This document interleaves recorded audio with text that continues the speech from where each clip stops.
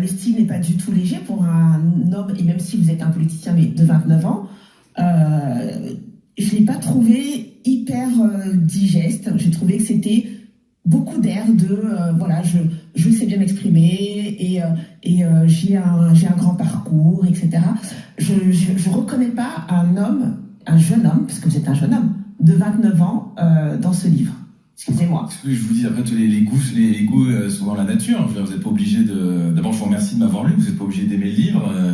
Non, c'est pas. J'ai vendu 60 000 exemplaires du livre depuis une semaine, donc j'espère que je vais réussir à convaincre des gens qui nécessairement ne votent pas forcément pour le Rassemblement national. C'était un peu mon objectif. Moi, j'ai voulu écrire très simplement avec beaucoup de sincérité et raconter ce que les Français ne voient pas forcément, c'est-à-dire à la fois l'enfer du décor de la vie politique et puis mieux me faire connaître aussi. Ouais. Je raconte mon enfance au lycée HLM de Seine-Saint-Denis parce que je pense que c'est important. Mais je pense que c'est important pour que les gens comprennent où on va, de savoir d'où on vient. Oui. Et moi, c'est cet environnement-là qui m'a amené à la politique, qui m'a fait me poser beaucoup de questions très tôt. Je raconte l'histoire de ma famille aussi issue de l'immigration italienne et je dis que il y a aussi beaucoup de gens qui sont issus de l'immigration et qui ont tout fait pour s'assimiler. Vous avez grandi tous les deux en Seine-Saint-Denis d'ailleurs. Oui, on a cette chose en commun. Voilà, je crois qu'on a la Seine-Saint-Denis en commun.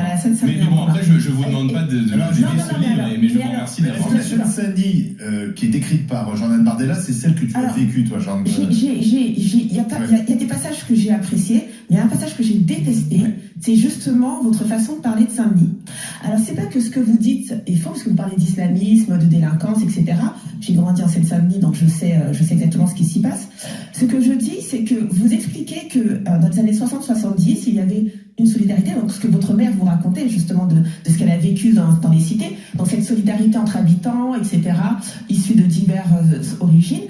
Et tout d'un coup, cette solidarité aurait disparu. Et vous savez très bien que c'est faux. Vous savez qu'il y a de la délinquance, mais qu'à Saint-Denis et dans beaucoup de cités de France, justement, ce qui est très compliqué, c'est cette dualité entre la délinquance, les difficultés sociales, etc., mais aussi toute cette chaleur, cette solidarité entre habitants, entre voisins de palier, etc., et le côté aussi très, entre guillemets, familial qu'on peut retrouver quelquefois dans une cité. Et j'ai trouvé que vous aviez gommé complètement ce côté-là pour l'arrêter aux années 70, alors que c'est complètement faux. Moi, j'ai quitté Saint-Denis il y a à peine 2 ans. D'accord, j'ai fait toute ma vie entre Saint-Ouen, Saint-Denis, Aubervilliers, les Lilas. Donc j'ai tout dans la Seine-Saint-Denis, je peux vous dire, je la connais par cœur. Je suis née à Aulnay-sous-Bois. Et j'en connais les difficultés. Par contre, le côté de ce que votre mère vous racontait sur la solidarité entre familles, etc., c'est toujours présent. Pourquoi est-ce que tout d'un coup, il a disparu de votre livre? Alors, Jordan Bardella. Enfin, c'est pas le... Pardon, mais c'est pas le cœur du livre. Moi, j'ai grandi dans une cité, la cité Gabriel-Péri à Saint-Denis, qui est aujourd'hui aux mains du trafic de drogue. Et je raconte l'enfer que c'est de vivre dans une cité quand on est une famille d'origine de classe modeste, qui, lorsqu'elle rentre chez elle, doit être fouillée par des trafiquants de drogue, qui a systématiquement des peurs et des craintes quand ses enfants sont seuls en bas de la cité, rentrent seuls tard le soir parce qu'il y a la peur d'être agressés, les difficultés à accéder à un certain nombre de services publics parce qu'encore une fois, à l'école, la violence, le communautarisme, la pression des fondamentalistes islamistes anéantit pour beaucoup toute possibilité d'étudier sereinement. Et je raconte ce quotidien-là. Je ne dis pas que tout est chaotique. Enfin, c'est pas vrai que vous avez du trafic de drogue à l'entrée de la cité. C'est pas vrai que certaines personnes. Mais arrêtez de dire qu'on ne peut pas étudier tranquillement à Saint-Denis. Ma fille, elle était à Aubervilliers. Elle rentrait de l'école tranquillement. Elle a étudié. Déjà, c'est une ville de 100 000 habitants. D'accord, c'est une très grande ville, Saint-Denis, du département. Voilà, exactement, 120 000. C'est une très grande ville du département. Et cette ville, toutes les écoles ne sont pas gangrénées par l'islamisme, c'est pas vrai. Heureusement, oui, on est en train de prendre le chemin. À ce moment-là, non, arrêtez. Surtout que c'est une ville en plus qui a un énorme pôle économique, donc c'est une ville très bien desservie.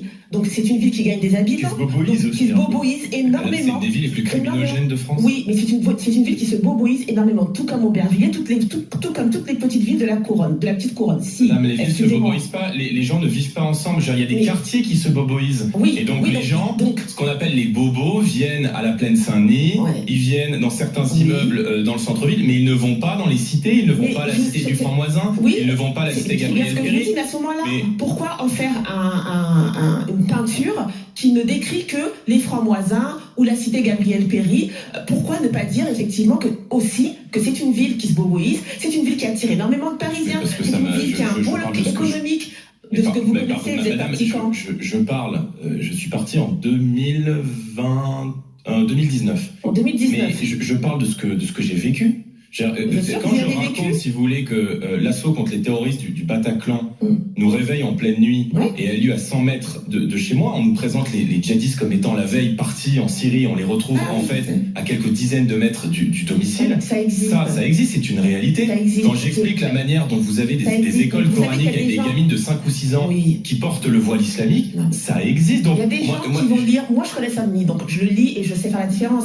Mais ce livre-là va être lu par beaucoup de Français, et tant mieux pour vous, qui vont lire votre livre et penser que Saint-Denis, ça n'est que ça. Ça n'est pas que ça, et vous le savez très bien. Donc ce serait bien pour quelqu'un qui a vécu dans une ville d'en faire une description plutôt fidèle. J'ai pas le même regard. Ah bah non, je ferme pas les yeux sur la réalité. Et encore une fois, je dis pas que ce que vous décrivez n'existe pas. Je dis pas qu'il y a des biais politiques dans la vie. Ce bouquin, c'est pas l'office du tourisme de la ville de Saint-Denis. Je parle de mon parcours, de mon enfance dans la cité Gabriel Péri, dans Bruno Pomar. C'est pas un bouquin pour l'office du tourisme. Jordan Bardella, votre cheval de bataille, c'est la sécurité, en partie. On le sait, en grande partie d'ailleurs, avec l'immigration. Vous avez fait une prise de guerre à la personne de Mathieu Vallée, que je connais bien, qui est un ancien commissaire de police et aujourd'hui député européen. Vous ne trouvez pas que Bruno Retailleau a pris le secteur de la sécurité en main? Darmanin l'avait déjà fait en partie, il a fait beaucoup de choses quand même. Mais là, vous n'avez pas l'impression que Retailleau est en train de manger sur votre comment dire, les carrés politiques. Plan politique sécuritaire pour la société. Et deuxième question, qu'est-ce que vous envisagez en 2027 en termes de sécurité pour notre pays, cette fameuse sécurité globale dont on parle tant et dont on a tellement besoin? Moi, je fais beaucoup de villes tout au long de l'année, je vous rencontre des problématiques de sécurité qui sont grandissantes. Quel est votre point de vue? Je vais d'abord vous répondre sur l'essentiel, sur ce qui intéresse les Français, parce que ce que je pense de M. Retailleau, à la rigueur, c'est la politique politicienne. Je pense que l'insécurité aujourd'hui n'épargne plus aucun territoire, et que la situation de désordre qui règne aujourd'hui dans d'innombrables territoires, et pas seulement dans des villes comme Saint-Denis qui sont minées par la criminalité, par l'insécurité, mais aussi désormais dans les grandes villes où il y a beaucoup de femmes qui développent des stratégies d'évitement, qui n'osent plus sortir dans les rues sans les écouteurs, adaptent leur tenue, changent de trottoir pour ne pas être inquiétées, dans nos campagnes où on a vu pendant les émeutes, et je raconte d'ailleurs que pendant les émeutes de 2023 à la suite de l'affaire Naël, il y a beaucoup de territoires, et notamment des territoires ruraux, je parle de villes paisibles comme Montargis, qui ont été épargnées en 2005 lors des premières émeutes, qui sont aujourd'hui submergées par la violence, et on avait vu d'ailleurs dans le centre-ville un des immeubles, avec la pharmacie, partir en fumée, s'effondrer, beaucoup de commerces qui avaient été cassés. Donc je pense qu'il faut une réponse qui est évidemment une réponse sécuritaire, mais il faut surtout une réponse pénale. Et M. Retailleau, qui je crois est quelqu'un de sincère, au fond, n'a aucune légitimité, aucun moyen d'action. Parce que quand on propose à l'Assemblée nationale le rétablissement des peines planchées, c'est-à-dire en gros l'instauration de peines minimales dans le droit français, quand on propose l'expulsion systématique des délinquants et criminels étrangers, on sait qu'une grande partie de la délinquance de rue est aussi liée à notre incapacité à maîtriser les flux migratoires.